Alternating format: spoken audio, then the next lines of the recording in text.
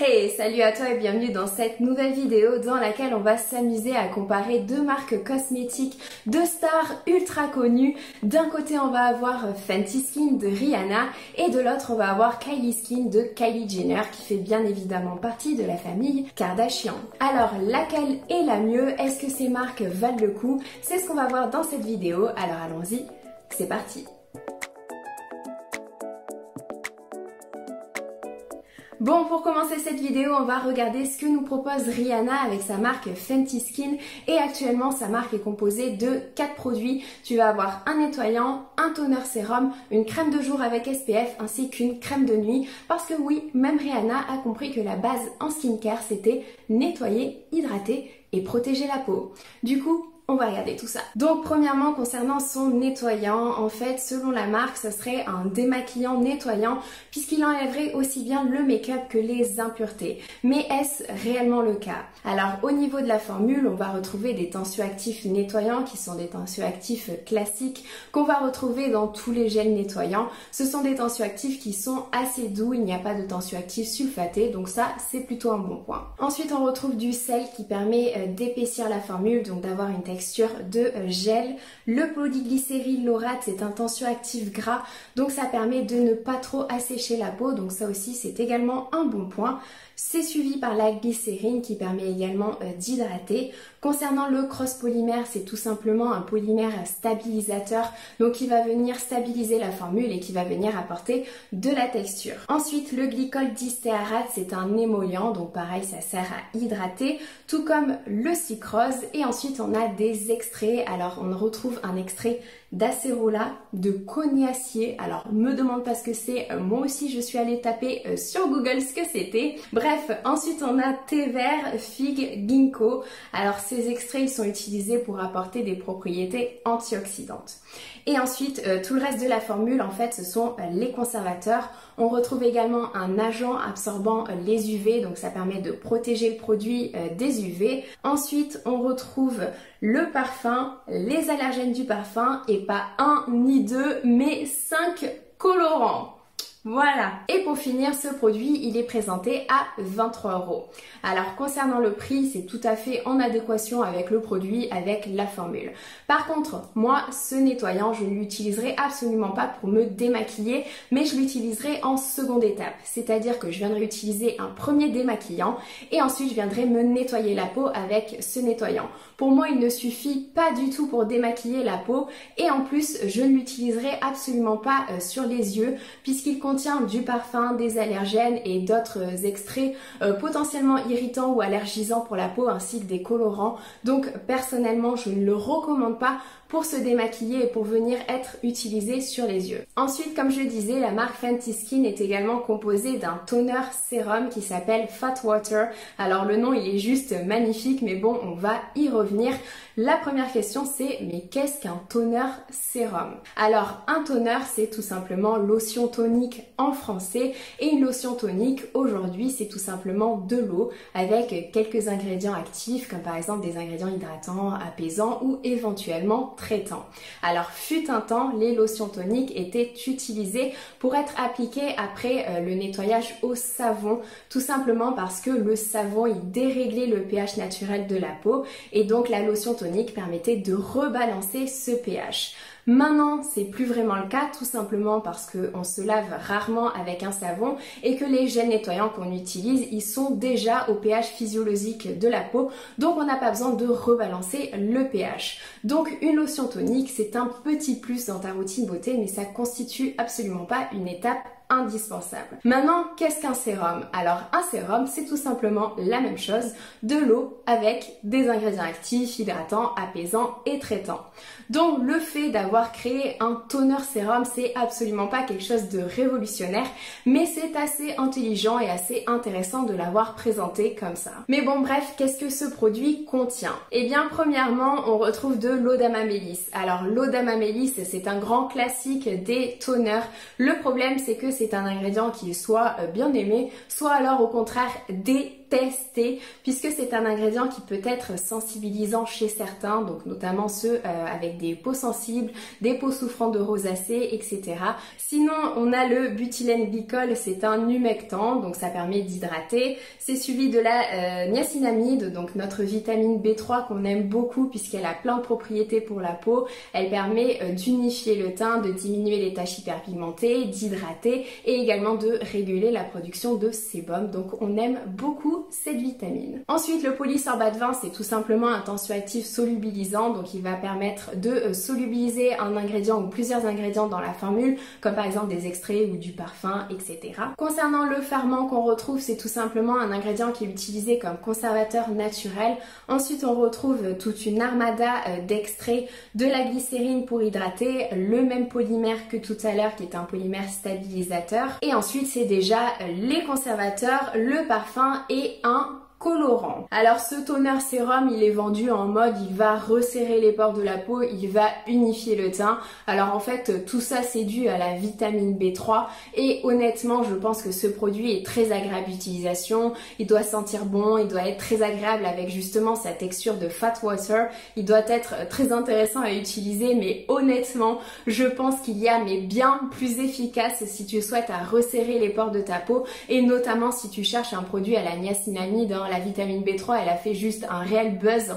Il y a plein de produits qui en contiennent, donc je pense qu'on peut clairement trouver plus efficace, mais bon après ce produit il coûte 25 €, donc si tu as envie de l'utiliser, pourquoi pas. Ensuite concernant la crème de jour qui est une crème de jour SPF 30, alors qu'on soit bien d'accord, tu peux l'utiliser en hiver, mais en été cette crème elle ne suffit pas du tout pour protéger la peau du soleil. Voilà, ça c'est dit. Maintenant concernant les filtres qui sont utilisés, eh bien sans trop de grandes surprises, on va retrouver des anciens filtres chimiques, tout simplement parce que la FDA, qui est l'organisme qui régule les produits solaires sur le sol américain, eh bien ils n'ont tout simplement pas encore accepté les nouveaux filtres chimiques qu'on utilise beaucoup en Europe ainsi qu'en Cap Beauty, et ça c'est vraiment dommage. Pour ce qui est du reste de la crème, honnêtement il y a quand même des choses qui sont intéressantes puisqu'on retrouve encore une fois la vitamine B3, on a de l'acide hyaluronique, des extraits antioxydants, de l'aloe vera, un peu de gluconolactone, donc c'est un PHA qui est un acide exfoliant, mais attention, ici elle ne sert pas à exfolier mais plutôt à hydrater la peau. Et ensuite en toute fin de formule, c'est beaucoup de conservateurs, du parfum avec encore une fois beaucoup d'allergènes et un colorant, donc vraiment attention au risque d'allergie avec ce produit. Ensuite en ce qui concerne la crème de nuit, eh bien c'est pareil, il y a quelques petites choses qui sont intéressantes. Il y a notamment beaucoup de composés hydratants, donc glycérine, niacinamide, acide hyaluronique, panthénol, aloe vera, donc tout ça ce sont des humectants, ils vont apporter de l'eau à la peau et je te renvoie à ma vidéo sur comment hydrater sa peau qui va vraiment tout expliquer. Ensuite on a de la vitamine E, on a beaucoup d'émollients, donc pareil ça sert à assouplir et à hydrater la peau. Mais le problème encore une fois c'est ce parfum, ces allergènes, c'est colorant et donc je ne recommanderais pas ce produit aux peaux sensibles et surtout aux personnes qui ont un terrain allergique, puisque moi ce produit franchement je ferai très attention, et en plus c'est une crème vraiment très classique pour 37 €. Je pense que ça fait un petit peu cher la crème classique. Donc en conclusion, Fenty Skin c'est absolument pas une marque qui est faite pour les passionnés de skincare, mais c'est plutôt une marque qui est faite pour les personnes qui recherchent des beaux packaging, des beaux produits, des couleurs qui sont super jolies, des packaging qui sont juste oufissimes. Je pense que le parfum sent divinement bon, mais voilà, Fenty Skin ce ne sont pas des produits qui vont être efficaces pour la peau, qui vont apporter énormément de bénéfices à ta peau, et en plus j'ai extrêmement peur quand je vois tous ces agents potentiellement irritants, potentiellement sensibilisants. Par contre, ce qui est vraiment bien, c'est que la marque a créé des recharges pour la crème de jour et la crème de nuit. Donc en fait, tu peux garder ton petit packaging et juste acheter une recharge de la crème qui est bien évidemment moins chère. Donc sur ce point-là, je trouve que c'est vraiment un bon point pour la marque. Mais bon, voilà, Fenty Skin, c'est peut-être magique à regarder, mais c'est pas magique pour la peau. Du coup, regardons ce que nous propose Kylie Jenner avec sa marque Kylie Skin. Donc on va également commencer par le nettoyant qui est un nettoyant moussant présenté à 30 €. Alors concernant sa formule, les deux premiers tensioactifs, ce sont des tensioactifs doux, donc très bien pour la peau. Ensuite on retrouve de la glycérine et de l'acide hyaluronique qui sont deux forces humectants, donc ça permet d'hydrater la peau. On a même un petit peu d'huile de pépin de kiwi, donc honnêtement c'est un nettoyant qui est très doux et qui peut être hydratant, donc très bon point. Le seul truc où je ferai attention, c'est que le potassium cocoate c'est du savon, donc je ferai quand même un petit test de pH pour vérifier que ce produit n'est pas trop haut en pH. Je rappelle que le pH de la peau est aux environs de 5,5, mais bon voilà, je pense que ce produit est un très bon nettoyant, juste un petit peu cher pour 30 € quand même. Ensuite, concernant l'exfoliant visage à la noix, alors je pourrais faire une blague de merde là parce que ce produit c'est non, non, non et non. On ne va même pas en parler pendant des heures, tout simplement parce que tous les exfoliants qui sont avec des grains non uniformes, donc une taille non uniforme, des bords non lisses, c'est non, tout simplement parce que ça va créer des irritations, ça va créer des micro-coupures et donc une inflammation, et c'est tout ce qu'on ne veut pas. Et si tu as une peau à tendance acnéique, dis-toi que ça va aggraver ton acné. Donc ce produit il est extrêmement dangereux pour la peau, si on peut dire ça comme ça, et pour 27,99 €, franchement c'est non merci. Par contre pour le corps, on peut tout à fait se permettre d'utiliser ce type d'exfoliant puisque la peau du corps est tout à fait plus résistante, et d'ailleurs la marque est composée d'un gommage coco pour le corps.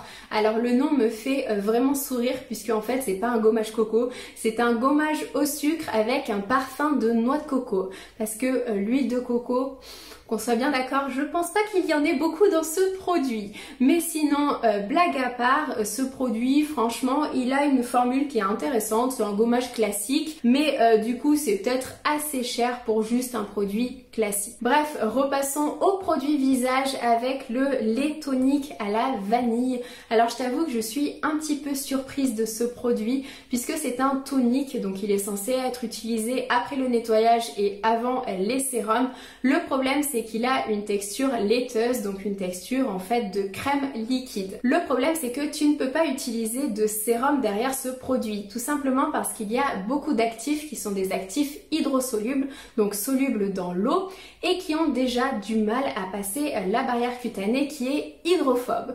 Donc si tu rajoutes une couche d'huile, puisque ce produit il contient de la glycérine mais aussi des huiles, et bien ces actifs hydrosolubles ils vont avoir encore plus de mal à pénétrer la barrière cutanée. Donc ce lait tonique tu peux l'utiliser si derrière tu utilises directement une crème, mais dans ces cas là je vois vraiment pas l'intérêt de ce produit. En plus il est vendu en mode il va resserrer les pores de la peau. Honnêtement j'aimerais bien savoir les ingrédients qui font ça dans la formule, parce que je ne vois rien qui peut resserrer les pores de la peau. Donc honnêtement pour une trentaine d'euros, alors je ne doute pas que certains vont trouver ce produit très agréable d'utilisation, mais personnellement je ne vois pas du tout l'utilité d'un tel produit. Ensuite la marque est composée d'un sérum à la vitamine C, alors ça franchement c'est top, moi je dis oui. Par contre, je t'arrête de suite, ce n'est pas de la vitamine C pure, on est sur un dérivé, le tétrahexyldecyl ascorbate, mais honnêtement c'est un super dérivé de la vitamine C.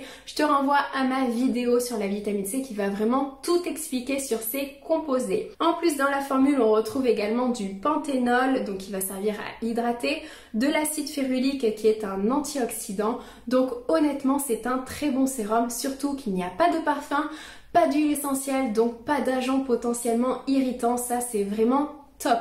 Par contre, ce produit, il est à 35 €, donc je trouve qu'il est quand même un petit peu cher. Ensuite, concernant l'hydratant visage, alors honnêtement, c'est une très bonne crème puisqu'il y a tout ce qu'il faut.